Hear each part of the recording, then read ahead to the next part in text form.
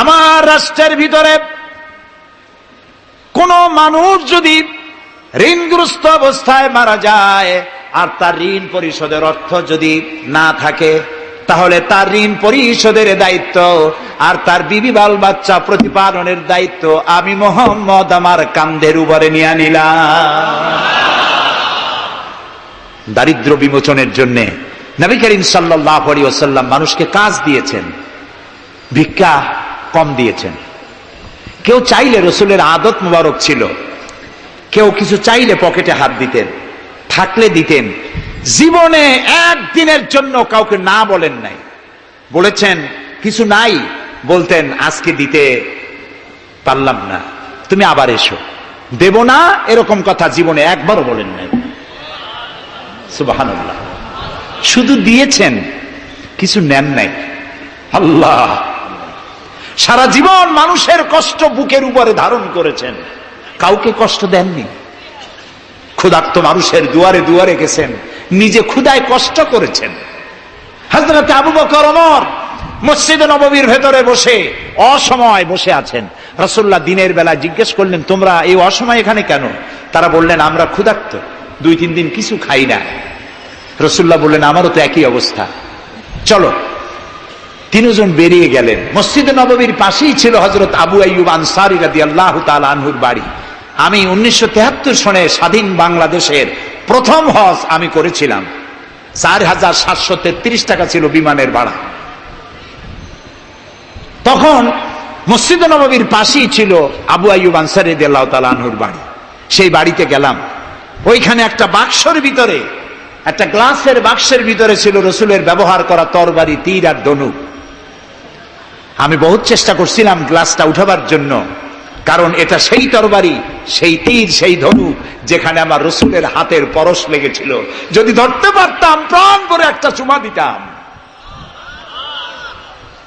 এই বাড়িতে গিয়ে রাসূলুল্লাহ উপস্থিত হলেন। আবু আইয়ুব আনসারী 3 জন মেহমান, এর থেকে শ্রেষ্ঠ মেহমান আছে? স্ত্রীকে বললেন, তাড়াতাড়ি একটা ছাগল জবাহ করো, রুটি বানাও। তিনি চলে গেলেন বাগানে। বাগান থেকে কিছু খোরমা আনলেন। হাদিস শোনাচ্ছি, গল্প নয়। কিছু খোরমা এনে রসুলের সামনে রাখলেন। রাসূলুল্লাহ বললেন, এর মধ্যে কাঁচা পাকা, আধা পাকা 3 পদের খাজুর, আমি কোনটা খাবো? হযরত আবু আইয়ুব বলেন, 3 প্রকারের খেজুরে আপনি হাত দিবেন, কারণ আপনার হাত যে প্রকারের খেজুরের গায়ে লাগবে আমার বাগানে আল্লাহ রাব্বুল আলামিন সেই খেজুরে বরকত দিয়া দিবেন। কিছুক্ষণ পরে রান্না হয়ে গেল। রাসূলের সামনে গোশত আসলো, রুটি আসলো। আল্লাহর নবী খাবারের শুরুতে 2-1টা রুটি আর 2-3টা গোশত টুকরা রুটি দিয়া পেঁচায়া হযরতে আবু আইয়ুব আনসারীর হাতে দিয়া দিলেন।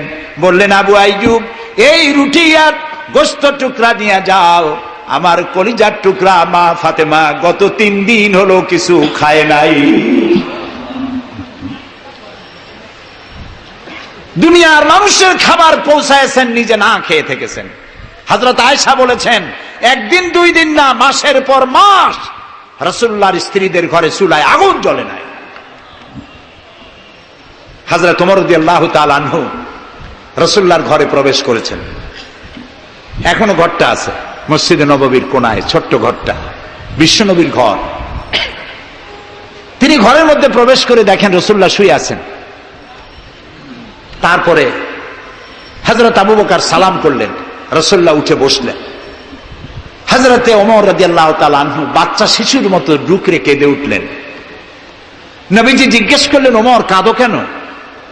হযরত ওমর বলছেন, ইয়া রাসূলুল্লাহ, আমি বিশ্বনবীর ঘর দেখতেছি, ছোট্ট একটি ঘর, এক কোনায় পানি শূন্য সরাহি কাত হয়ে পড়ে আছে, এক পাশে একটা গ্লাস,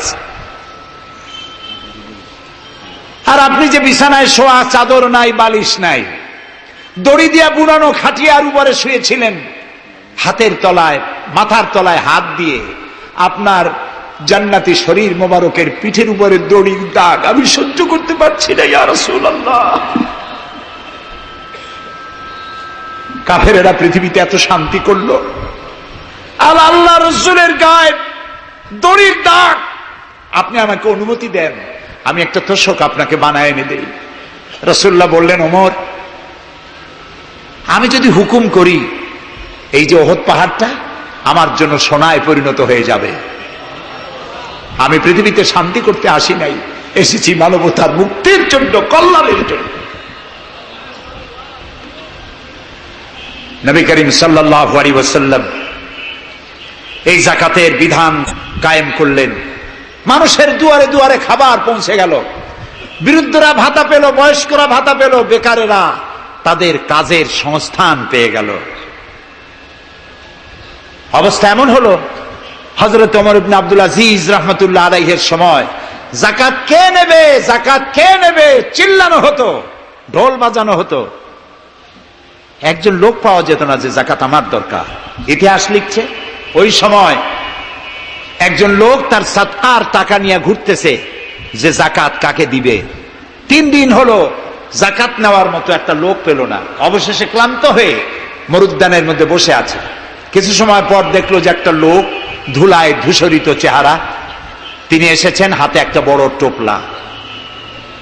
এই লোকটি বলল, পথিক, আসসালামু আলাইকুম, আমি 3 দিন ঘুরলাম এই দেশে, একটা মানুষ পেল না যাকে আমি সাদকার টাকা, যাকাতের টাকা দিতে পারি। আপনাকে মনে হচ্ছে গরিব মানুষ, জামা কাপড় ময়লা, আপনি আমার এই টাকাগুলি নিয়ে আমাকে উদ্ধার করুন। লোকটি বলছে, তোমার মাথা ঠিক আছে কিনা আমি জানি না, তুমি কি মনে করছো যে আমার এই বস্তার মধ্যে ছেঁড়া খাতা?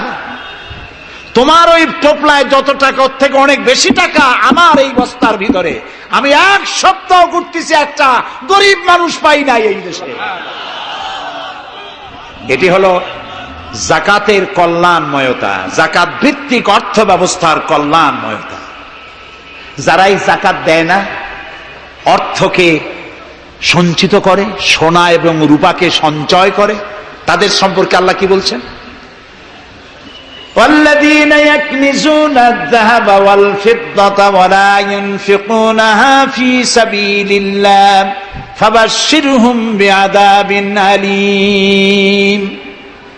যারা নাকি রৌপ্য এবং স্বর্ণ সঞ্চয় করে, আমার রাস্তায় খরচ করে না, মানে গরিবদের দেয় না, সঞ্চিত করে রাখে, তাদের জন্য কঠিন পীড়াদায়ক শাস্তির সুসংবাদ দাও।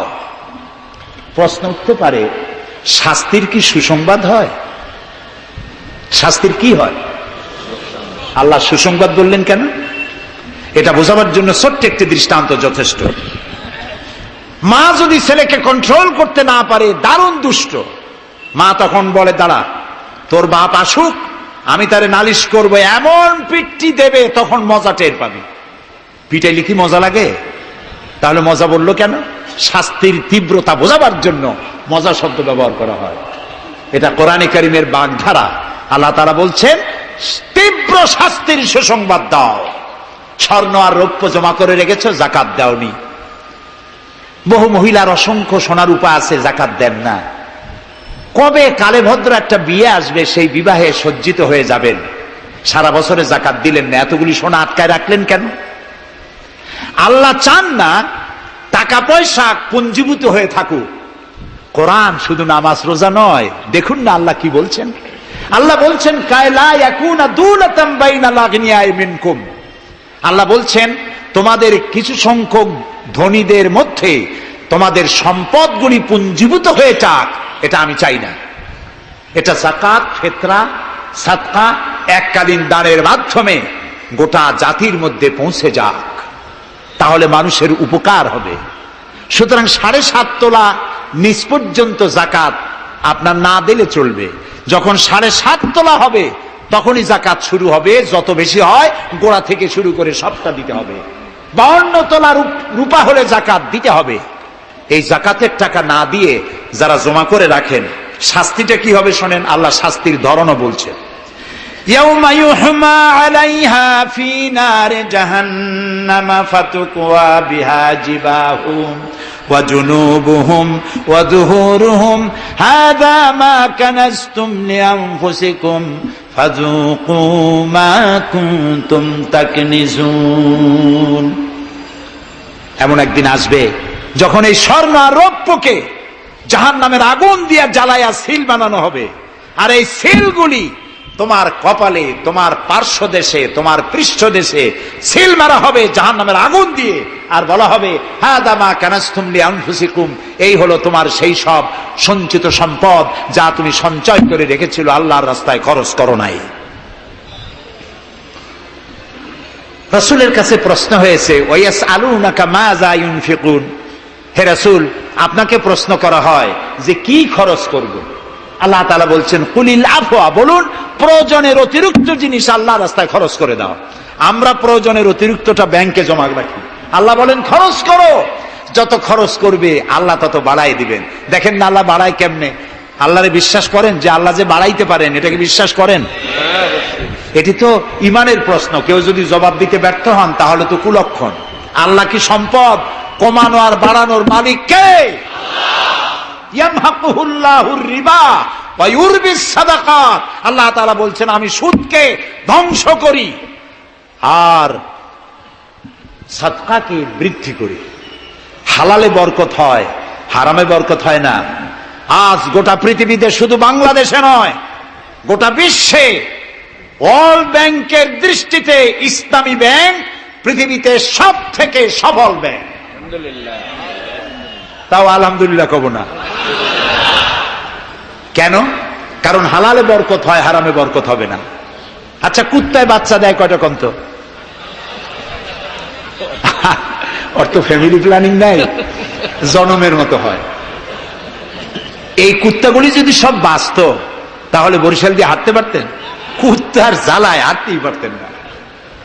গরুতে, গাভীতে বাছুর দেয় কয়টা বছরে? একটা, মাত্র একটি। আর মুসলমানেরা গরু যা জন্মের খাওয়া খায়, তারপরেও কুত্তা বেশি না গরু বেশি? এই কারণে, যেহেতু গরু হালাল তাই গরুতে বরকত, কুত্তা হারাম তাই বরকত নাই। ইসলামী ব্যাংক শুধু ব্যাংকিং সেক্টরেই কাজ করে না, জাতির কল্যাণমূলক বহু সংখ্যক কাজ তারা করে থাকে। ইসলামী ব্যাংক হাসপাতাল, ইসলামী ব্যাংক ব্যাংকের জন্য কলেজ, ইসলামী ব্যাংক দিয়ে যখন ডিজাস্টার হয়, দুর্ভিক্ষ হয়, যখন বন্যা হয়, জলোচ্ছ্বাস হয়, লক্ষ কোটি কোটি টাকা তারা দুহাতে বিতরণ করে। হ্যাঁ, অনেক প্রকল্প আছে। মেধাবী ছাত্র, গরিব ছাত্রদেরকে স্টাইপেন্ড দেয়, বিধবা নারীদেরকে কি বলে ওকে সেলাই করে, সেলাই মেশিন দেয়। যাকাত, আর একটু বলি, আপনারা বিরক্ত হন না তো? যাকাত আমরা কি করি? বছরে একদিন শাড়ি আর লুঙ্গি কিনে প্রদর্শন করি, এক্সিবিশন। অমুক সাহেব যাকাত দেবেন, আপনারা আসবেন। দলে দলে ফকিররা আসলো, একটা লুঙ্গি আর শাড়ি নিতে গিয়ে পদপিষ্ট হয়ে 5টা 10টা মারা গেল। হয় নাই বাংলাদেশে? এই প্রদর্শনী, এক্সিবিশনের কোনো মানে নাই। যাকাত নিতে তোমার বাড়ি কেন লোক আসবে? তুমি যাকাতের টাকা তার হকদারের কাছে পৌঁছাইয়া দিবা। কারণ গরিব তোমার করুণার পাত্র নয়। অফি আমওয়ালিহিম হাক্কুল লিসাইলি ওয়াল মাহরুম, আল্লাহ তাআলা বলছেন তোমার সম্পদের ভিতরে গরিবদের অধিকার আছে। গরিব তোমার করুণার পাত্র নয়। যাকাত দিয়ে আসো তার বাড়ি যায়। তবে শাড়ি আর লুঙ্গি দেওয়া কোনো অর্থবহ কাজ নয়। কি দিবেন? রাসূলুল্লাহর কাছ থেকে শিখুন। ওই যে একজন আসলো, ভিক্ষা চাইলো, বলল তোমার কি কিছু নাই? বলল আছে। কি আছে কন্ত? মাশাআল্লাহ, জানি সবাই, কিন্তু আমল করি না। দুনিয়ায় যত ভালো কথা সব বলা হয়ে গেছে, বাকি আছে শুধু পালন করা। রাসূলুল্লাহ তাকে বললেন কম্বল আনো। বিক্রি করে কিনলেন কি? কুড়াল। রাসূলুল্লাহ তার নিজের পবিত্র হাত দিয়ে কুড়ালে হাতল লাগায় দিলেন। বললেন যাও জঙ্গলে কাঠ কাটো, বাজারে বিক্রি করো, ভিক্ষা কোনো দিন আর করবা না। 1 বছর পর, হাদিস শুনুন, 1 বছর পর ওই ভিক্ষুক এসে বলছেন, আসসালামু আলাইকা ইয়া রাসূলুল্লাহ, হুজুর আপনি আমাকে চিনেছেন? আমি সেই ভিক্ষুক যে ভিক্ষা নিতে এসেছিলাম, আপনি আমাকে ভিক্ষা না দিয়ে কুড়াল দিয়েছিলেন। কুড়াল দিয়া কাঠ কাটিয়া বাজারে বিক্রি করে আমার কাছে এখন যাকাত দেওয়ার মতো অর্থ জমা হয়ে গেছে। এটার নাম ইসলাম। শুধু নামাজ রোজা জিকির আজগারের জন্য শুধু নয়, নামাজ রোজা জিকির আজগার তো করব, কিন্তু আমার মানুষকে দারিদ্র বিমোচন করতে হবে। সুতরাং যাকাতের টাকা দিয়ে একটা শিক্ষিত বেকার যুবককে একটা কম্পিউটার কিনে দেন, একটা বিধবা মহিলাকে একটা সেলাই মেশিন কিনে দেন, তার সতীত্ব সে বাঁচাতে পারবে। ক্ষুধার জ্বালায় মানুষ যখন অসহনীয় পর্যায়ে চলে যায়, তখন সে দেহ ব্যবসার মতো নিকৃষ্ট পর্যায়েও চলে যায়। এজন্য ধনীরা দায়ী হবে আল্লাহর কাছে। কচু গাছ কাটতে কাটতেই মানুষ খুন করে। একটা এতিম বাচ্চা ক্ষুধার জ্বালায় ঘুরতেছে, ওই বাচ্চাটি আপনি তাকে একটু আদর করেন, ওরে আপনি একটা চীনাবাদামের বাক্স কিনে দেন 50 টাকা 100 টাকা দিয়া, কিছু চীনাবাদামের পুঁজি দেন, একটা পানের খিলি বানাইয়া বিক্রি করার পুঁজি দেন, কয়েকটা বুট পলিশের কালি আর ব্রাশ কিনে দেন, সে রাস্তায় বসে জুতা পালিশ করবে, ছেলেটি পকেট মারা থেকে চুরি করা থেকে বেঁচে যাবে, সমাজ সংস্কার হবে, সমাজ অপরাধ মুক্ত হবে, সমাজ থেকে দারিদ্র বিমোচন হবে। আলহামদুলিল্লাহ বলেন। আপনি কি জানেন এই যে গাছগুলি লাগালে পরে কত সওয়াব হয়, এবং দারিদ্র বিমোচনের জন্য গাছের কি বিশাল ভূমিকা।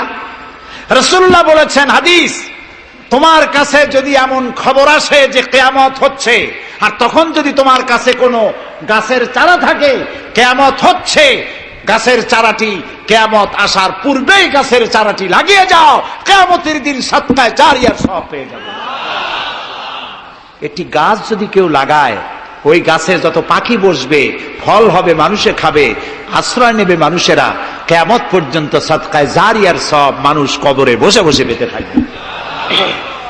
সব জায়গায় সওয়াব আর সওয়াব জানি না, খালি মনে করি ইল্লাল্লাহ ইল্লাল্লাহ বলতে পারলেই সওয়াব। আর খালি ইল্লাল্লাহ বলবেন বা কেন? যারা এই ধরনের জিকির করেন, আমার মনে দারুণ প্রশ্ন, জবাব খুঁজে পাই নাই। আল্লাহর কলেমাকে খণ্ডিত করে জিকির করার পারমিশন কোন হাদিস দিয়েছে? কে দিয়েছে এই পারমিশন? লা ইলাহা ইল্লাল্লাহ, এটা হলো পূর্ণাঙ্গ কালেমা, কমপ্লিট হচ্ছে মুহাম্মদুর রাসূলুল্লাহ। আফজালুজ যিকর লা ইলাহা ইল্লাল্লাহ। কতক্ষণ লা ইলাহা ইল্লাল্লাহ, আর কতক্ষণ ইল্লাল্লাহ ইল্লাল্লাহ ইল্লাল্লাহ। এর অর্থ কি? আল্লাহ ছাড়া, আল্লাহ ছাড়া, আল্লাহ ছাড়া। আল্লাহ ছাড়া কি? কমন সেন্সের শুধু কমন বাদ দিয়া শুধু সেন্স যদি থাকে, কোন মুসলমানের এমন জিকির করা উচিত নয়। তবে common sense is very uncommon. দুর্ভাগ্য জাতি। প্রিয় ভাই সব, দারিদ্র বিমোচনের জন্য আল্লাহ তাআলা এসব ব্যবস্থা করে রেখেছেন। কাজ করে খাও, আয় থেকে দায় শোধ করো।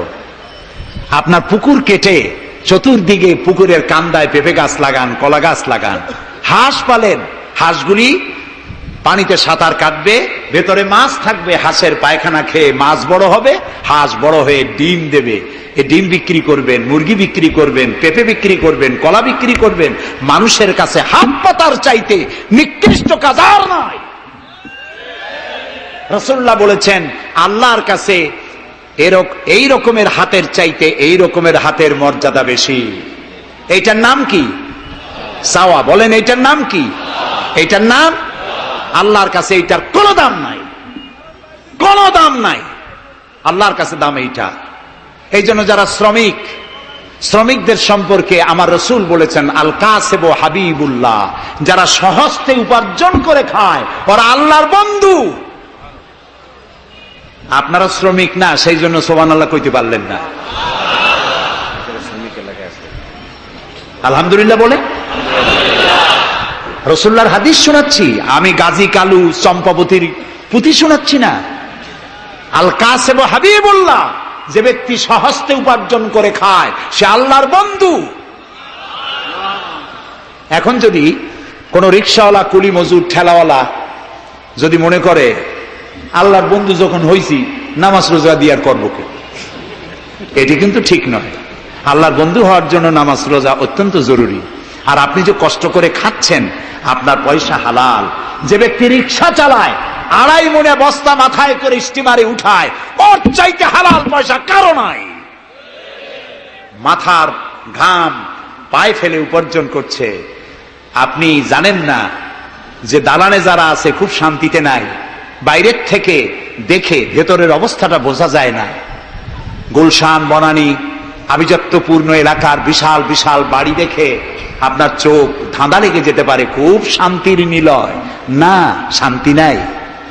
বাড়ির মালিক, বহু টাকার মালিক, রাত্রির বেলায় ঘুম হয় না, কোন ফাঁক দিয়া জালনার পাশ দিয়া গুলি এসে বুক ঝাঁঝরা করে দেয়, ঘুম নাই। জনমের মতো অসুখ হইছে, প্রত্যেক দিন সোনার চাউল দিয়ে ভাত খাইতে পারে, কিন্তু ডাক্তার তার রুজি কন্ট্রোল করে দিয়েছে। পাঙ্গাসের পেটি, খাসির চর্বি খাইতে পারবেন না, ভাত কম খাবেন। সকালবেলায় ডিমের পুষ, দুপুর বেলায় এক স্লাইস টুস, সন্ধ্যাবেলায় ফলের জুস, খাওয়া শেষ। বউ তো কথা শোনে না, হাজারো কাজ করে ঘরমুক্ত হয়ে স্বামী ফিরেছে, বিবি সাহেবা বেগম সাহেবা পেখন ধরে হাতে ভ্যানিটি ব্যাগ নিয়ে স্বামীর সামনে থেকে হন হন করে যাচ্ছে। স্বামী বেচারা কষ্ট করে জিজ্ঞেস করছে, তুমি কই যাও? বলছে, আই এম ভেরি বিজি। ছেলে হয়েছে কয়টা? সব গুন্ডা, মাস্তান, মাথায় এত বড় চুল, হাতে এত বড় নখ। মেয়েগুলি বয়ফ্রেন্ড নিয়ে কোথায় চলে গেছে? বেটা বাড়ির কাজের লোক, কাজের মেয়েদের হাতের দেওয়া খানা খাইলো, আদর পাইল না, যত্ন পাইল না, সম্মান পাইল না, খাইয়ে নিজে নিজে শুয়ে আছে, এতগুলা ঘুমের ট্যাবলেট খাইছে, ঘুমও আসে না।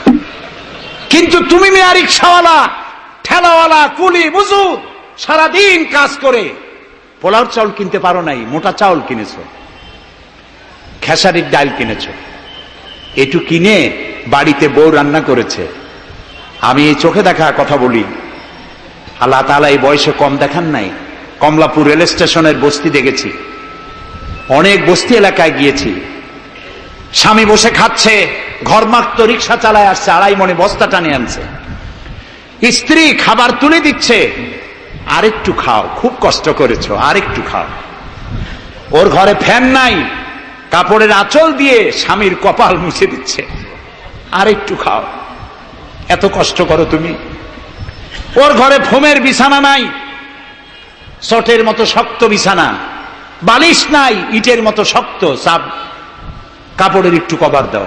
এরকম একটা বালিশের উপরে সারাদিনের শ্রান্তি আর ক্লান্তি নিয়ে আর ঘুমায় গেছে, কোন ওষুধ খাওয়া লাগে না। এমন ঘুম আসছে, ওর নাকের গর্জনে ট্রাকের ইঞ্জিন ফেল। শান্তি কি বড় লোক হলে হয়? শান্তি দেওয়ার মালিক আল্লাহ। শান্তি দেওয়ার মালিক কে? আল্লাহ তাআলা। এই জন্যে এই শান্তি আসবে যদি সঠিকভাবে, সুষ্ঠুভাবে আল্লাহ পাকের দেওয়া এই বিধানগুলি আমরা যদি সমাজে কায়েম করতে পারি, তাহলে এটি সম্ভব। আমার দেশে এখন যদি যাকাতের টাকা কালেকশন করা হয়, তাহলে আমরা একটা হিসাব করেছি, আমি একটা ব্যাংকের সাথে জড়িত আছি, আপনারা জানেন বোধহয়, ইসলামী ব্যাংক। এর জন্ম লগ্ন থেকে আমি আছি এর সাথে। সেই হিসেবে আমরা একটা জরিপ চালাইছি, বাংলাদেশে যদি এখন যাকাত যদি গভর্নমেন্ট কালেকশন করে, তাহলে একেবারে কম করে হলেও 6,000 কোটি টাকা যাকাত কালেকশন হতে পারে। 6,000 কোটি। আর ওয়াকফ এস্টেট আছে বাংলাদেশে লক্ষ লক্ষ একর জমিন, যা বিভিন্ন মোতাল্লি তারা সিন্দাবাদের দত্তের মতো ওয়াকফ সম্পত্তির উপরে চেপে বসে আছে। এই ওয়াকফ সম্পত্তি যদি উদ্ধার করা যায়, আর যাকাত আর ওশরের টাকা যদি গভর্নমেন্ট কালেকশন করতে পারে, বাংলাদেশের দারিদ্র বিমোচনের জন্য পৃথিবীর কারো কাছ থেকে একটি টাকাও নেওয়ার দরকার নাই। এই যে 6,000 কোটি টাকার শূন্যতা, ভ্যাকুয়াম সৃষ্টি হলো বাংলাদেশে, এই শূন্যতা পূরণের জন্য এগিয়ে এলো এনজিওরা, এবং তারা সুদের বাণিজ্য শুরু করলো। ব্যাংক সুদ নেয় 15 or 17%, আর এনজিওরা নেয় 35 থেকে 40%। মারাত্মক সুদখোর। সমাজে কাবলিওয়ালাদের মতো সুদ চালু করে দিয়েছে। প্রিয় ভাই সব, বাংলাদেশ এটি সম্পদশালী দেশ। যারা বলে, আমি পার্লামেন্টে একবার বক্তৃতায় বলেছিলাম যে যারা বলে বাংলাদেশ গরিব, আমি তাদের সাথে একমত হতে পারি না। আমার দেশ সম্পদশালী দেশ, আলহামদুলিল্লাহ বলে। আমার দেশ, এ বাংলাদেশের আবাদযোগ্য জমির পরিমাণ 2,40,00,000 একর। আলহামদুলিল্লাহ বলবেন না? এখানে বনজ সম্পদ আছে 32,53,860 কিলোমিটার বর্গমিটার নিয়ে, বর্গমাইল জুড়ে। এখানে আল্লাহর হিকমতটা দেখেন। সুন্দরবন আমাদের থেকে দূরে না কাছে? বরিশাল, বরগুনা, বাগেরহাট, সাতক্ষীরা এই এলাকায় সুন্দরবন কে বানাইছে? কোন গভর্নমেন্ট বানিয়েছে? কেন আর অন্য জায়গায় বানানো হলো না কেন? উত্তরবঙ্গে বানাইলো না কেন? কারণ আমাদের বঙ্গোপসাগর হলো সাইক্লোন জোন, এখান থেকেই ঘূর্ণিঝড়ের উৎপত্তি হয়। সাইক্লোন জোন 240, 80, 300 অথবা সহস্র মাইল স্পিডে বা 500 মাইল স্পিডে ঝোড়ো হওয়া প্রবাহিত হওয়ার জন্য ঘূর্ণিঝড় প্রস্তুতি দেয়, আবহাওয়া বার্তা দিয়ে তা শোনানো হয়। উপকূলীয় এলাকায় যদি আল্লাহ তাআলা সুন্দরবন তৈরি না করতেন, তাহলে সমুদ্রের ঘূর্ণিঝড়ের প্রথম ধাক্কায় কুয়াকাটা, পটুয়াখালী, বরগুনা, সাতক্ষীরা, পিরোজপুর, বাগেরহাট, বরিশাল প্রথম ধাক্কায় উড়ে চলে যেত। আল্লাহ তাআলা কি দয়া, সুন্দরবন বানাই দিয়ে প্রোটেক্টেড করেছেন। তাও আমরা সুবহানাল্লাহ বলবো না? এই সুন্দরবন রক্ষার জন্য গভর্নমেন্ট পাহারাদার লাগিয়েছে, কিন্তু পাহারাদারেরা নিজেরাই রক্ষকরা হইছে ভক্ষক, জন্মের খাওয়া খাইতেছে। আল্লাহ দেখলেন যে এরা তো এই ধরনের মানুষ খুব বেকায়দা, সেই জন্য আল্লাহ তাআলা নিজেও কিছু পাহারার ব্যবস্থা করলেন। সেই পাহারাদার কে? Royal Bengal tiger. যদি সামনে পড়েন 10 কোটি টাকা ঘুষ দেবেন, এ কথা শুনলেও আপনারে ছাড়বে না। যাতে বংশানুক্রমে পৃথিবীর মানুষ, দেশের মানুষ এগুলি ভোগ দখল করতে পারে, আল্লাহ সেই জন্য পাহারাদার রেখে দিয়েছেন। সুবহানাল্লাহ। আমার দেশে রয়েছে পানি সম্পদ। বাংলাদেশে ছোট বড় 250টি নদ নদী আছে, যেগুলির দৈর্ঘ্য 3200 বর্গমাইল। আছে পানি সম্পদ, আছে পশু সম্পদ, আছে মৎস্য সম্পদ, সর্বোপরি আছে এই বাংলাদেশের 14 কোটি মানুষের 28 কোটি হাত। এই হাতগুলি যদি ভিক্ষুকের হাত না হয়ে কর্মীর হাত হয়ে যায়, তাহলে আমাদের দেশ গরিব থাকতে পারে না। আমার দেশের সম্পদের অভাব নাই, যথেষ্ট সম্পদ আছে, শুধুমাত্র ইকুয়াল ডিস্ট্রিবিউশন নাই। সৎ এবং যোগ্য নেতৃত্বের অভাবে এই চরম দুরবস্থার সৃষ্টি হয়েছে, আরো হয়েছে রাজনৈতিক প্রতিহিংসার কারণে। তা না হলে আমরা পৃথিবীর মধ্যে দাঁড়ায় যেতাম। যুদ্ধ বিধ্বস্ত জাপান কোথা থেকে কোথায় গেল, উত্তর কোরিয়া আমেরিকাকে চ্যালেঞ্জ করছে। থাইল্যান্ড যারা নারী ব্যবসা করে জীবন বাঁচাইতো, সেই থাইল্যান্ড এখন, আমি মেলবোর্ন ইউনিভার্সিটিতে আমার প্রোগ্রাম ছিল, যাওয়ার সময় ব্যাংকক হয়ে গেলাম। একটি হোটেলে আমার থাকার জায়গা ছিল। 30 কিলোমিটার লম্বা ফ্লাইওভার ব্যাংককে। বিল্ডিংগুলি দেখতে হলে এরকম তাকালে মাথা টুপি পড়ে যায়, এত উঁচু উঁচু বিল্ডিং। সিঙ্গাপুর কোত্থেকে কোথায় গেল, আমরা যে তিমিরে ছিলাম সেই তিমিরেই রয়ে গেল। আমাদের বুঝতে হবে, আমার ইসলাম দারিদ্র্যের বিকাশের জন্য আসে নাই, দারিদ্র্য বিমোচনের জন্য এসেছে। সুন্দর একটি সমাজ বিনির্মাণের জন্য ইসলাম এসেছে, এবং তা গণতান্ত্রিক প্রক্রিয়ার মধ্য দিয়ে। নবী করিম সাল্লাল্লাহু আলাইহি সাল্লাম যদি বলতেন ইন্তেকালের সময় যে আমার মেয়ে নেতৃত্ব দিবে, আমার নাতি নেতৃত্ব দিবে, বলেন কার বাবার হিম্মত ছিল এটার প্রতিবাদ করার? তিনি কি তা করেছেন? না। ইন্তেকালের সময় জিজ্ঞাসিত হয়ে তিনি বললেন, আমার পরে তোমাদের মধ্যে যিনি বেশি যোগ্য, খোদাভীরু, আল্লাহকে ভয় করে, তেমন লোককে তোমরা নেতা নির্বাচিত করো। আবু বকর রাদিয়াল্লাহু তাআলা তাই বলেছেন, ওমর, ওসমান, আলী তাই বলেছেন। সুবহানাল্লাহ বলেন। ওয়া আমরুহুম শুরা বাইনাহুম, এটি হলো গণতন্ত্র। তোমরা তোমাদের পরামর্শ ভিত্তিতে তোমাদের রাষ্ট্র সমাজ পরিচালনা করো। সুবহানাল্লাহ বলেন। কে বলে কোরআন শুধুমাত্র একটি ধর্মগ্রন্থ, বেদ আর বাইবেলের মতো? নিশ্চয়ই নয়। কোরআন একটি পূর্ণাঙ্গ জীবন বিধান, যা মানুষের জীবনের কথা বলে। এ মাসটার নাম কি? আরবি। আরবি মাসের নাম কি? মুহররম। এটি সেই মাস যে মাসে খেলাফতকে প্রতিষ্ঠার জন্য রাসূলের কলিজার টুকরা নয়নের পুতুল ইমাম হোসেন কারবালার ময়দানে শাহাদাত বরণ করেছিলেন, রাজতন্ত্রের বিরোধিতা করেছিলেন। হযরত ইমাম হোসেন তিনি দেখতে পেলেন 680 খ্রিস্টাব্দে সিরিয়ার দামেস্কে এজিদ ক্ষমতা দখল করলো অগণতান্ত্রিক পদ্ধতিতে, এবং সরকারি মালের কোনো হিসাব নাই, অডিট নাই, স্বৈরাচারী কায়দায় তিনি ক্ষমতা দখল করে মদিনার আহলে বায়াত যারা মদিনার নেতৃবৃন্দকে তার আনুগত্য করার জন্য বাধ্য করলো।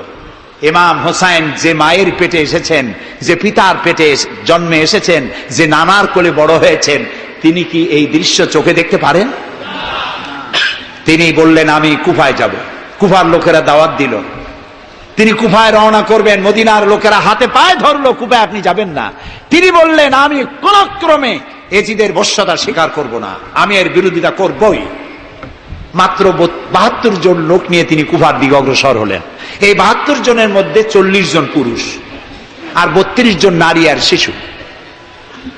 তিনি যখন কারবালা প্রান্তরে পৌঁছে গেছেন, ইবনে জিয়াদ কুফার গভর্নর, তিনি বাধা দিলেন, বললেন আমার দরবারে হোসাইনকে হাজির করো। ইমাম হোসাইন বললেন যে ব্যক্তি আল্লাহর আখিরাতকে অস্বীকার করেছে, রাসূলকে অস্বীকার করেছে, আমি তার সামনে জীবন থাকতে যাব না। রাতারাতি ইয়াজিদ 6000 সৈন্য পাঠিয়ে দিল। ইমাম হোসাইনের সাথে লোক কত? মাত্র 72। 6000 লোক কি যুদ্ধ করা লাগে 72-এর সাথে? শুধু যদি মার্চ করে পায়ের তলায় পিছে 72 জন শেষ হয়ে যাবে। হযরত ইমাম হোসেন রাতের বেলায় সঙ্গীদের বললেন, ও আমার সাথীরা, ইয়াজিদ আমার শির চায়, আমাকে চায়, আমার সঙ্গে থেকে তোমরা তোমাদের জীবনকে বিপন্ন করো না, তোমরা সবাই ফিরে চলে যাও মদিনায়। সাথীরা বললেন, ইমাম আজকে যদি আপনাকে ছেড়ে জীবনের মায়া নিয়ে মদিনায় ফিরে যাই, আর আপনার যদি শাহাদাত নসিব হয়, তাহলে কিয়ামতের দিন আল্লাহর নবীর সামনে আমরা কি জবাব দেব? আমরা আমাদের জীবন দিয়ে আপনাকে পাহারা দেব। সকালবেলায় যুদ্ধ শুরু হয়ে গেল। জোহরের নামাজ আসতে না আসতে 40 জন পুরুষ শাহাদাত বরণ করলেন। এখন একজন পুরুষ বেঁচে আছেন, ইমাম হুসাইন। তাঁবুর ভিতরে স্ত্রী এবং অন্যান্য মহিলাদের কাছ থেকে বিদায় নিতে এসেছেন। তোমাদেরকে আল্লাহর হাওয়ালা করলাম, আমি যুদ্ধে চলে যাচ্ছি। আমার চোখের সামনে আমার নানাজির দান্দান মোবারক শহীদ হওয়া ইসলাম, সাহাবীদের রক্ত দেওয়া, জীবন দেওয়া ইসলাম, খেলাফত মিটে যাবে পৃথিবী থেকে, রাজতন্ত্র প্রতিষ্ঠা হবে, আমার জীবন থাকতে আমি তা হতে দেব না। স্ত্রী এগিয়ে এলেন, বললেন, হুসাইন, জিহাদের ময়দানে থেকে আমি আপনাকে বিরত থাকতে বলবো না, তবে একটি দাবি আছে। এই যে ছোট্ট দুগ্ধপোষ্য শিশু, গত কয়েকদিন হলো ঘরে খাবার নাই, পানি নাই, আমার বুকে দুধও নাই, এই ছোট্ট বাচ্চাটিকে একটু পানির ব্যবস্থা করুন। ইমাম হুসাইন কলিজার টুকরা সন্তানকে 2 হাতে উঁচু করে এজিদি সৈন্যদের সামনে এসেছেন। এজিদি সৈন্যরা, আমার হাতের দিকে তাকাও, এটি রসুলের আওলাদ, আমার কলিজার টুকরা সন্তান। ফোরাতের অফুরন্ত পানি প্রবাহিত হচ্ছে, একটু ফোরাতের কুলটা ছেড়ে দাও, ওর একটু পানি পান করাই। আমার সাথে তোমাদের শত্রুতা থাকতে পারে, এই নিষ্পাপ বাচ্চার সাথে তো কোনো শত্রুতা থাকার কথা নয়। তার এই আবেগপূর্ণ কথা এজিদি সৈন্যদের কলিজা স্পর্শ করলো না। তারা বিষাক্ত তীর নিক্ষেপ করলো। ইমাম হুসাইনের উঁচু করে ধরা বাচ্চার বুকের ভিতর থেকে বিষাক্ত তীর প্রবেশ করে বেরিয়ে গেল অপর প্রান্ত থেকে, রক্ত ফিনকি দিয়ে বেরিয়ে এলো। ইমাম হুসাইন 2 হাতে আজলা ভরে সেই রক্ত চেহারায় মাখতে লাগলেন আর বললেন, কলিজার টুকরা সন্তান, সালেহ আলাইহিস সালামের উটনির রক্তের চাইতে তোমার রক্ত পবিত্র। হযরত সালেহ আলাইহিস সালামের চাইতে রাসূলুল্লাহর মর্যাদা অনেক বেশি, তুমি তার আওলাদ।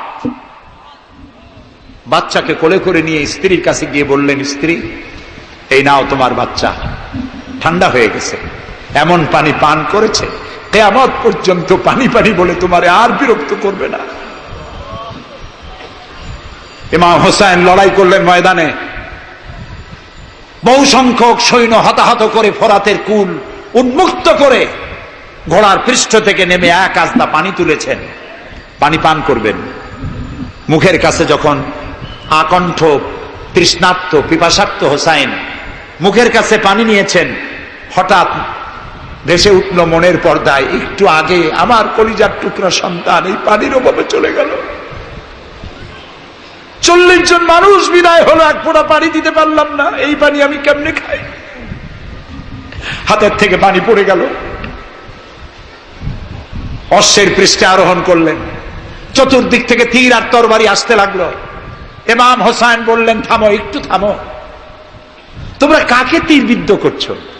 আমি কি তোমাদের রসুল মুহাম্মদ সাল্লাল্লাহু আলাইহি সাল্লামের নাতি নই?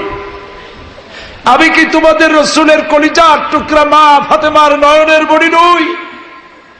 কেমন করে আমার গায়ে তোমরা তীর মারো? উম্মে সালমা, আমাদের মা উম্মে সালমা রাদিয়াল্লাহু তাআলা আনহা, সকাল বেলায় 11ই মুহররম সকাল বেলায় তিনি ঘরে বসে কাঁদতেছেন। কয়েকজন প্রতিবেশী মহিলা এসে বলছেন, মা আপনি কাঁদেন কেন?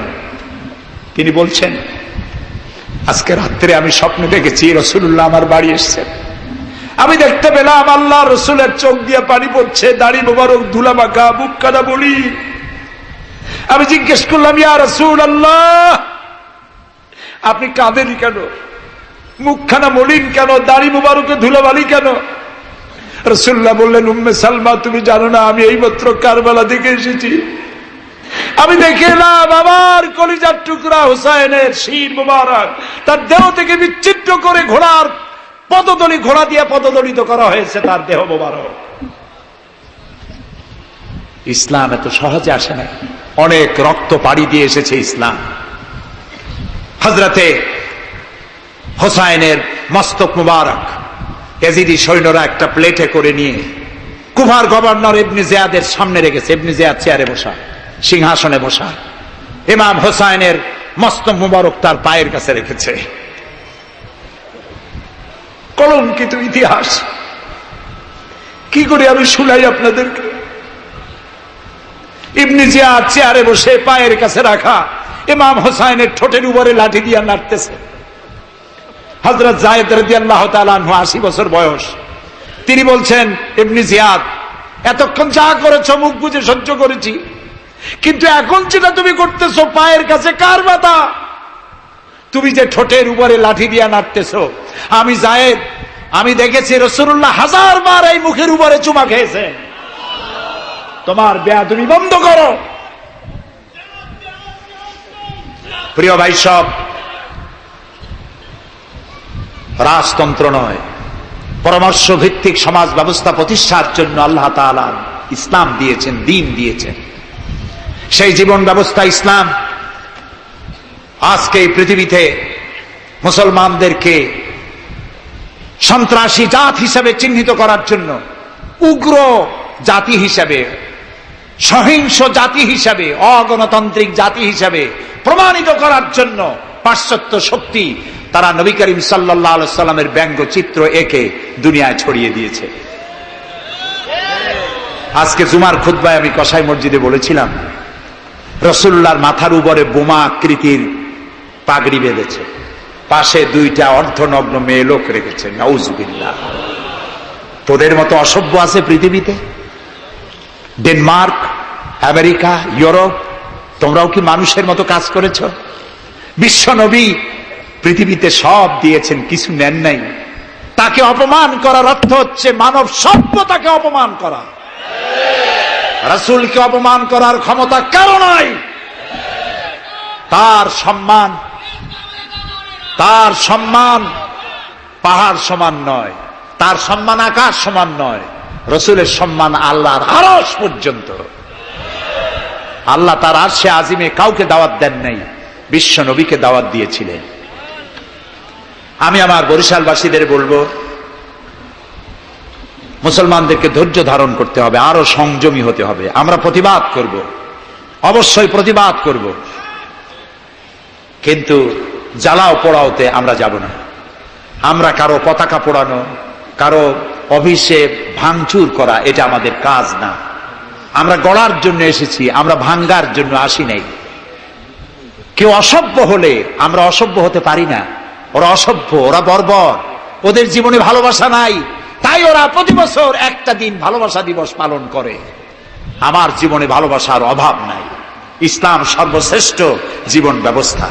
এই কল্যাণময় জীবন ব্যবস্থা প্রতিষ্ঠার জন্য এগিয়ে আসতে হবে মুসলমানদেরকে, সকলকে, হিন্দুদেরকেও। হিন্দু, বৌদ্ধ, খ্রিস্টানদের বলি, আমার প্রিয় ভাইয়েরা, আপনাদের মধ্যে আমাদের মধ্যে পার্থক্য খুবই কম। হিন্দুরা বলেন এক ব্রহ্মা, দ্বিতীয় নাস্তি, আমরা বলি লা ইলাহা ইল্লাল্লাহ, কথা প্রায় কাছাকাছি। আপনারা পুনর্জন্মে বিশ্বাসী, আমরা পুনরুত্থানে বিশ্বাসী।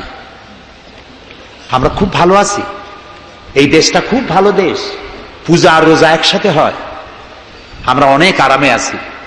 এদেশে সাম্প্রদায়িক সম্প্রীতি নাই বলে যারা বিদেশে বদনাম ছড়ায়, তাদের হেদায়েতের জন্য আমরা আল্লাহর কাছে দোয়া করি, আল্লাহ তাদের হেদায়েত করো। ক্ষমতা হারায় মানুষ এত পাগল হয় যে দেশের বিরুদ্ধে কথা বলে, মায়ের বিরুদ্ধে কথা বলে, রাষ্ট্রের বিরুদ্ধে কথা বলে। আল্লাহ এদের হেদায়েত নসিব করে দিন। প্রিয় ভাই সব, আমার হিন্দু ভাইয়েরা, অমুসলিম ভাইরা যারা আসছেন, আমি তাদেরকে বলবো, এই কোরআন শুধু মুসলমানদের জন্য নয়। আপনার ইসলাম কবুল করা লাগবে না। আমি ইউরোপ, আমেরিকা, অস্ট্রেলিয়া, আফ্রিকায় যখন অমুসলিমদের মধ্যে বক্তৃতা করি, তখন বলি আপনাদের মুসলমান হওয়া লাগবে না, যে ধর্মে আছে সে ধর্মে থেকেই যদি কোরআন বর্ণিত আইন যদি মানেন, আপনি শান্তি পাবেন দুনিয়ায়, শান্তি পাবেন আখিরাতে। পরকালেও শান্তি পাবেন কিনা আল্লাহ ভালো জানেন, তবে দুনিয়ার শান্তি তো পাবেনই। কোরআনের আইন সকলের জন্য প্রযোজ্য। প্রিয় ভাই সব, আমি এখন মুনাজাতের দিকে আগাবো। ইসলামের ব্যাখ্যা দিচ্ছিলাম, ইন্নাদ-দীনা ইনদাল্লাহিল ইসলাম। ইসলামের চাইতে কল্যাণময় জীবন ব্যবস্থা পৃথিবীতে আর নাই। বলেন সুবহানাল্লাহ। আমি মুনাজাতের দিকে যাচ্ছি, আর মুনাজাতের আদব হলো বসা। এই রাস্তা জুড়ে যত মানুষ দাঁড়ানো আছেন, সব মানুষ বসুন। গতকাল বলেছিলাম, মুনাজাতের কথা শুনে দুই একজন হাঁটে, এটি কিন্তু বেয়াদবির পর্যায়ে পড়ে। আদবের খেলা। মানুষের হাতে যেমন ক্যামেরা থাকে, ফেরেশতার হাতে ক্যামেরা আছে না? তা আপনি মুনাজাতের কথা শুনে যদি হাঁটেন, আপনি তো বেয়াদবের খাতায় নাম লেখালেন। এমন হতভাগ্য কারো হওয়া উচিত না। মুনাজাত হয় কার কাছে? সেই আল্লাহরে ভয় করেন, জায়গায় বসেন এবং মুনাজাতে শরীক হন। মুসলমানদের বড় দুর্দিন যাচ্ছে, এত বড় দুর্দিন। আমি ছোট্ট মানুষ, আমার জ্ঞান সীমিত, আমার ইলেম কালাম সীমিত, আমার দৃষ্টিভঙ্গি সীমিত। এই সীমিত দৃষ্টিভঙ্গি দিয়ে, আমার পড়াশোনা অবজারভেশনের মধ্য দিয়ে আমি যেটা বুঝতে পারি, বর্তমান পৃথিবীতে মুসলমানেরা যে বিরাট ষড়যন্ত্র আর বিপদের মুখোমুখি হয়েছে, পৃথিবীতে কোনো কালে এত ষড়যন্ত্র, এত বহুমুখী ষড়যন্ত্র আর কোনোদিন হয়েছে বলে আমার জানা নেই। এই ষড়যন্ত্র থেকে বাঁচার জন্য দোয়া করতে হবে কার কাছে? কার কাছে? তিনিই পারবেন আমাদেরকে কল্যাণ দিতে। এই জন্যে মা বোনেরা যারা এসেছেন, মা বোনদেরকে বলবো, আপনাদেরকে ইসলাম সর্বাধিক সুযোগ দিয়েছে, আপনাদের অধিকার দিয়েছে। লেখাপড়া করতে পারবেন, চাকরি করতে পারবেন, রাজনীতি করতে পারবেন, আপনারা সমাজনীতি করতে পারবেন, আপনারা যুদ্ধেও যেতে পারবেন, সব পারবেন। তবে আপনার শালীনতা, আপনার সম্ভ্রম, আপনার সতীত্ব, আপনার পর্দা আপনাকে বজায় রাখতে হবে। এ কাজটুকুনের মধ্য দিয়ে নারীর অধিকার প্রতিষ্ঠিত হবে। সেজন্য আমি মা বোনদেরকে বলবো, আসুন ইসলামকে জানি, ইসলামকে বুঝি, ইসলামের সাথে নিজেদেরকে সম্পৃক্ত করি। এটি শুধুমাত্র নামাজ, রোজা, হজ, যাকাতের ধর্ম নয়। নামাজ, রোজা, হজ, যাকাত সহ অর্থনীতি, সমাজনীতি, রাষ্ট্রনীতি সবকিছুর সমন্বয় একটা জীবনের স্কিম, একটি পরিকল্পনা যা দিয়েছেন আল্লাহ তাআলা। সুবহানাল্লাহ বলুন। আর ওই কথার প্রতিবাদ করি যারা আল্লাহর আইন প্রতিষ্ঠার নামে বোমা হামলা করে, সন্ত্রাসী তৎপরতা চালায়। এরা জিহাদকে অবমাননা করেছে। জিহাদ আর যুদ্ধ এক কথা নয়, জিহাদ আর কিতাল এক কথা নয়, হোলি ওয়ার এবং জিহাদ এক কথা নয়। সুতরাং আল্লাহর আইন প্রতিষ্ঠার নামে যারা সন্ত্রাসী তৎপরতা চালায়, তারা একটি জঘন্য কাজ করছে। যারা বোমা মারে আল্লাহর আইন প্রতিষ্ঠার জন্য, তারা মানুষ নয়, তারা মানুষ নামের কলঙ্ক, তারা নরপশু। বলুন তো তারা কি? তারা জানোয়ার। হরকতুল জিহাদ, তারপরে জামাতুল মুজাহিদিন, জুমরাতুল মাসাকিন, আবার আর একটা নতুন সংগঠন বেরোচ্ছে নাকি শুনলাম, তার নাম করেছে তারা আল জঙ্গিতুল জংলা। এরা কোন জঙ্গল থেকে বাইর হবে আল্লাহই জানে। আপনারা যদি এদের ধরতে পারেন, এদেরকে থানায় সোপর্দ করবেন। আপনি যদি জানতে পারেন, আপনার ছেলের রুম আপনার পরিদর্শন করা উচিত। আপনার ছেলের পড়ার রুমের টেবিলের ড্রয়ারে কি আছে, বালিশের তলে কি আছে, বেডের নিচে কি আছে, সেসব বইপত্র আপনার দেখা উচিত। অর্ধ পড়ুয়া, লেখাপড়া জানে না, মা বাপ থেকে বিচ্ছিন্ন করে এইসব ছেলেপেলেদেরকে ওরা ট্রেনিং দেয়। একটা বিচারপতি মারতে পারলেই বেহেশতে যাবা তাড়াতাড়ি, একটা আইনজীবী মারতে পারলে বেহেশতে যাবা, বোমা মারো বেহেশতে যাও। বলেন নাউজুবিল্লাহ। আমাদের দেশে ইসলাম এসেছে বড় বড় আলেম আর বড় বড় আল্লাহর ওলিদের মাধ্যমে ইসলাম এসেছে। তারা কি বোমাবাজি করেছেন? তারা কি সন্ত্রাসী তৎপরতা করেছেন? না। ওই জায়গায় দেখেন হযরত খানজাহান আলী রহমতুল্লাহ আলাইহির কবর আছে না? কোথায়? বাগেরহাটে। খালি কুমির দেখেন না, ইতিহাস দেখেন। তিনি এসে, মানুষের খাবার পানি ছিল না, বড় বড় দিঘি কেটেছেন। এই ছিল তাদের কাজ। দিঘি কেটেছেন, পুকুর করেছেন, রাস্তা করেছেন, মসজিদ করেছেন। হযরতে শাহজালাল রহমতুল্লাহ আলাইহি গৌর গোবিন্দের বিরুদ্ধে যুদ্ধ করা লাগে নাই, শুধু আযান দিয়েছেন আর তাদের মূর্তিগুলির কম্পন শুরু হলো। গৌর গোবিন্দ দৌড়াইয়া পলাইয়াও কুল পায় নাই, বিনা যুদ্ধেই দখল হয়ে গেছে সিলেট। সুবহানাল্লাহ। তারা প্রতিবাদ মুখর ছিলেন। হযরতে মুজাদ্দেদ আল ফিসানি রহমতুল্লাহ আলাইহি সম্রাট আকবরের বিরুদ্ধে প্রতিবাদ করেছেন, জেল খেটেছেন, সমাজ সংস্কার করেছেন। এ ছিল অলিউল্লাহদের কাজ। আমাদের দেশে শর্ষিনার পীর, ফুরফুরার পীর, জৌনপুরের পীর, চরমোনাইর মরহুম পীর হযরত মাওলানা ইসহাক সাহেব রহমতুল্লাহ আলাইহি পীরের মতো পীর ছিলেন। আমি ছাত্র জীবনে তার অনেক ওয়াজ শুনেছি। কান্দা মানুষ পাগল হয়ে যেত। গাছের তার তলারটা দুটো খাওয়ার অভ্যাস ছিল না। তিনি মানুষকে ব্যঙ্গ করেন নাই, কারো বিরুদ্ধে উল্টাপাল্টা ফতোয়া দেন নাই। আমার কাছে ইসলাম, কারো কাছে ইসলাম নাই, এই বাজে কথা তিনি জীবনেও বলেন নাই। আমরা তাকে সম্মান করি। এইসব বড় বড় অলিউল্লাহ আর আলেমরা এদেশে ইসলাম প্রচার করেছে, সন্ত্রাসের মধ্য দিয়ে নয়, ভালোবাসা দিয়া উন্নয়নমূলক কাজ করে মাদ্রাসা, মসজিদ, এতিমখানা প্রতিষ্ঠা করে করেছে। সুতরাং এই সন্ত্রাসী তৎপরতা যারা চালায় তারা মানুষ নয়, তারা জানোয়ার, তারা পশু। এদেরকে ধরিয়ে দিন, পুলিশকে ধরিয়ে দিন। আমরা সরকারের শুকরিয়া আদায় করি। আলহামদুলিল্লাহ, বর্তমান সরকার এদের নেটওয়ার্ক ভেঙে চুরমার করে দিয়েছে। বাকি আছে দুই শয়তান। এই দুই শয়তান আজ হোক কাল হোক ধরা পড়বেই ইনশাআল্লাহ। ইনশাআল্লাহ বলেন। এবং এদের দৃষ্টান্তমূলক প্রচন্ড শাস্তি হবে ইনশাআল্লাহ। যারা আমাদের দেশকে বদনাম করেছে, বাংলাদেশ পৃথিবীর দ্বিতীয় বৃহত্তম মুসলিম দেশ, গণতান্ত্রিক দেশ, এই দেশকে অন্যের পরাধীনতা থেকে আমাদের দেশকে আমাদের বাঁচাতে হবে। এই জন্য আলেম ওলামাদেরকে চিন্তা করতে হবে, ভাবতে হবে আগামীতে যেন এই দেশ কোন দেশের তাবেদার গোলাম রাষ্ট্রে পরিণত না হয়ে যায়।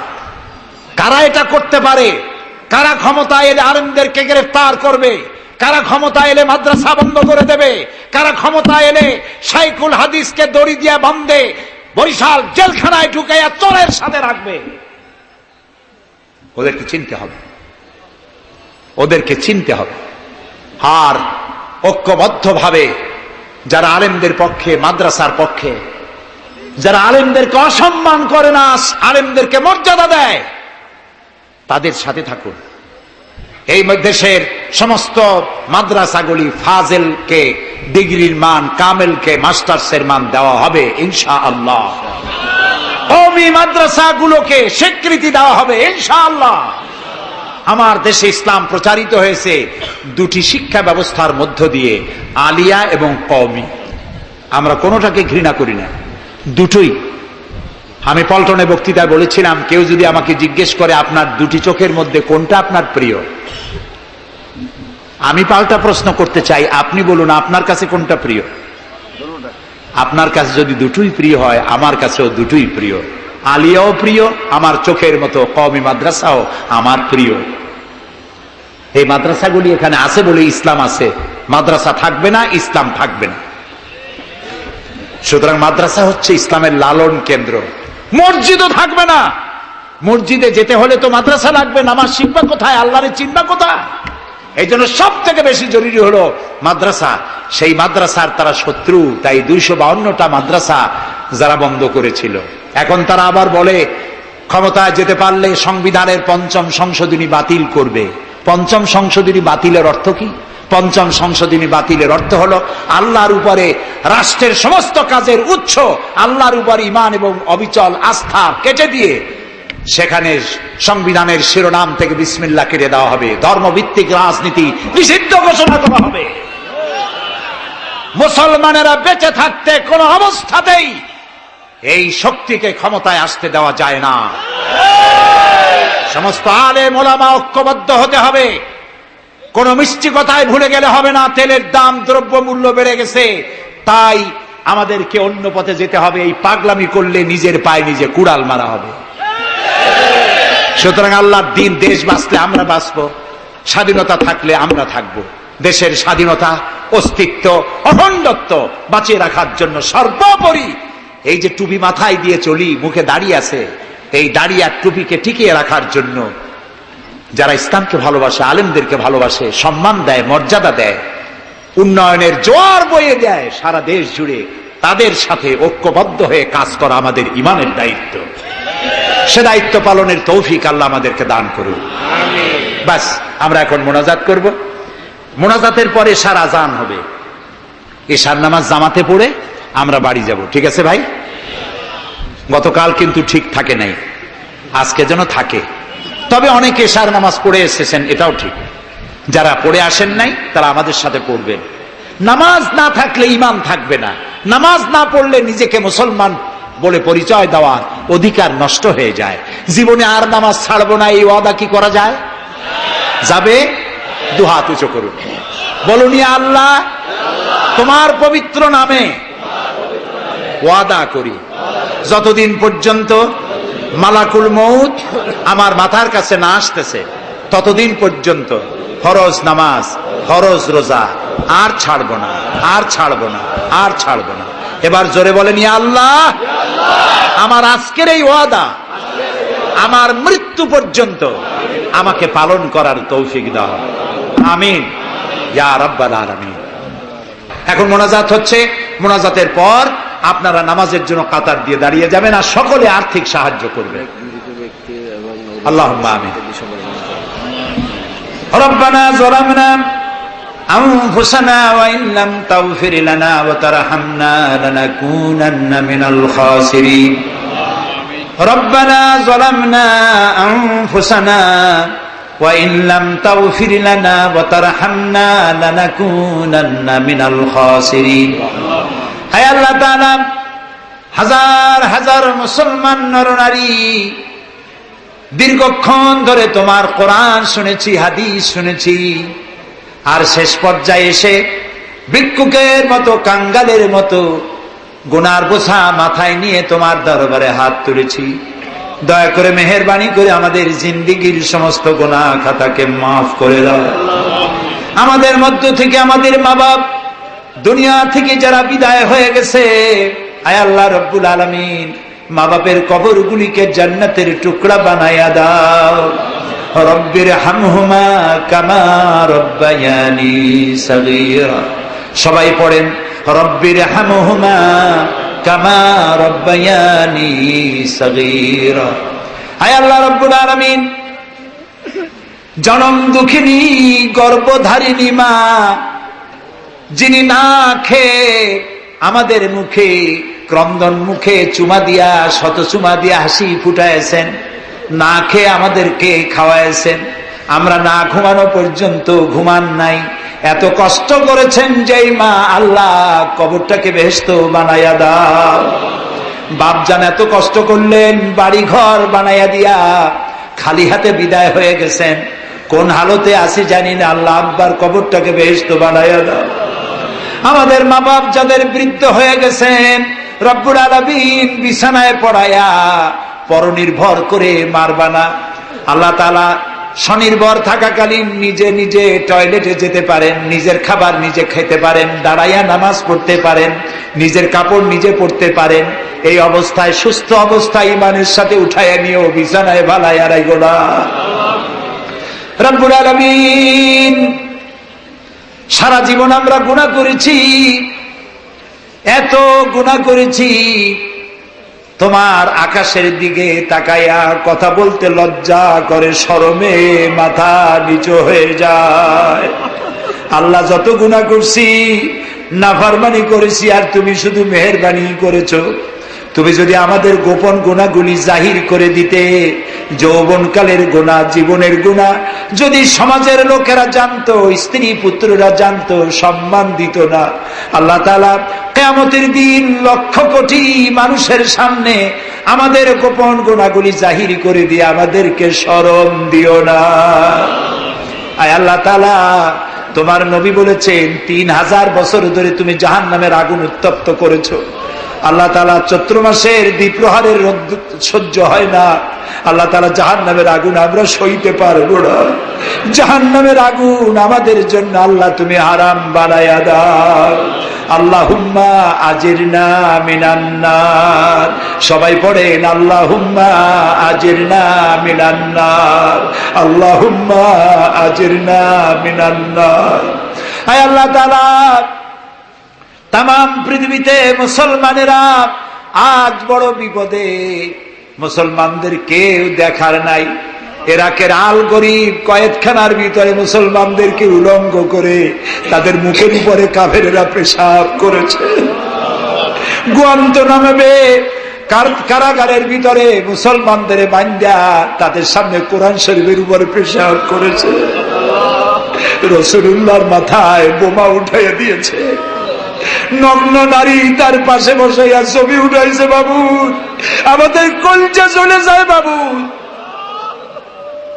আল্লাহ নর পশুদের হেদায়েত দাও। আল্লাহ পরাশক্তির নামধারী তথাকথিত সভ্যতাকে আল্লাহ তুমি হেদায়েত দিয়ে দাও। ওদের নসিবে যদি হেদায়েত না থাকে, তুমি তো আমাদের সেই আল্লাহ যে আল্লাহ নমরুদকে জুতা পেটা করে বিদায় করেছো। তুমি তো সেই আল্লাহ যে ফেরাউনকে চুবাইয়া মারছো। আল্লাহ, এই সভ্যতার দাবিদার গুলি যারা আমার রসুলকে অপমান করতেছে, মুসলমানদেরকে অপমান করছে, কোরআনকে অপমান করছে, ফেরাউনের মতো নমরুদের মতো জুতা মেরে ডুবাইয়া ধ্বংস করে গজব দিয়া বিদায় করে দাও। আল্লাহ, আমাদের এই শান্তিপূর্ণ দেশে যারা বোমা মারে, সন্ত্রাসী হামলা করে, ওদেরকে আমরা চিনি না, তুমি ভালো করে জানো ওরা কারা। আল্লাহ, ওদেরকে হেদায়েত করো, ওদেরকে তুমি ধরাইয়া দাও। ওদেরকে কারা টাকা দেয়, কারা বুদ্ধি দেয়, কারা পরিচালিত করে, তাদের চেহারা জনগণের সামনে উন্মোচিত করে দাও। তাদেরকে জনগণের সামনে ন্যাংটা করে দাও। আল্লাহ তাআলা, আমাদের এই সুন্দর দেশটির উপরে তুমি রহমত করো। আল্লাহ, তোমাকে বলবো না কাকে বলবো। পৃথিবীতে যত মুসলমান দেশ তুমি দিয়েছো, প্রত্যেক মুসলমান দেশের পাশে আরো 2-4টা মুসলমান দেশ আছে। তুমি আমাদের দিকে তাকায় দেখো তো আমাদের অবস্থাটা কি। আমরা কোথায় যাব? আমাদের তো পালাবারও জায়গা নাই। একদিকে সমুদ্র আর 3 দিকে কারা। আল্লাহ, তুমি এই বাংলাদেশটাকে দয়া করে হেফাজত করো। কারো তাবেদার বানাইও না, কোন পদসেবী পদলেহীদের গোলাম বানাইও না। আল্লাহ, দেশের মুসলমানদের মাথায় টুপি রাখা, মুখে দাড়ি রাখার পথে বিঘ্ন ঘটায়ও না। মাদ্রাসাগুলি বন্ধ করে দিয়ে আমাদের দম বন্ধ করে দিও না। আল্লাহ তাআলা, এমন শক্তি ক্ষমতা এনো না যারা ইসলামকে অপমান করবে, আলেমদেরকে অমর্যাদা করবে, এমন লোকদেরকে কিয়ামত পর্যন্ত ক্ষমতা দিও না। আল্লাহুম্মা লা তারুদ্দানা খায়বিন, আল্লাহুম্মা লা তারুদ্দানা খায়বিন। আল্লাহ তাআলা, একেবারে কিছু না দিয়ে একেবারে খালি হাতে আমাদেরকে ফেরত দিও না বাবা। আমি কয়েক সেকেন্ড আপনাদের জন্য ছেড়ে দিলাম। মাথা নিচু করেন, চক্ষু বন্ধ করেন, কেঁদে কেঁদে মনের কথা আল্লাহরে বলেন, দোয়া কবুল হবে ইনশাআল্লাহ। কোরআনের মাহফিল, দোয়া কবুল হবে ইনশাআল্লাহ।